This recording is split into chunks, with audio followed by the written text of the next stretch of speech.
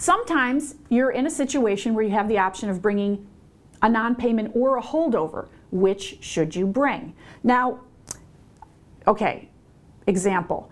I have a case right now where a tenant has refused to execute one of those estoppel certificates that the landlord has asked it to execute. The landlord is refinancing, and so it needs every tenant in the building to sign an estoppel, and this tenant will not sign the estoppel.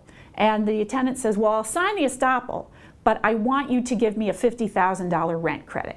So the landlord went crazy and called me up and said, terminate this guy for not signing the estoppel letter. Now, indeed, the commercial lease, any commercial lease will set up a mechanism for if you were presented with an estoppel and you don't sign it, there's a pathway to termination. In this particular case, it would require me really 3 predicate notices. So when I see a commercial tenant not signing an estoppel, why does he really care? So I looked into it, and the truth is, this tenant's been running 4 to 6 months behind for a long, long time, and indeed is currently coming up on 6 months due. So what I'm really seeing is a commercial tenant that's having trouble paying the rent. So they're probably using this whole estoppel thing as leverage. The truth is even if they get the $50,000 credit, this particular tenant owes $200,000.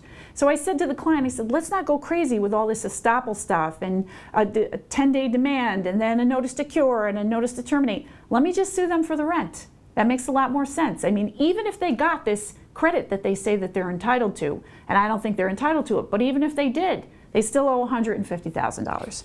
So my point really is this. These characteristics of non-payment and holdover, those are the kind of things you take them into account and figure out what's more important.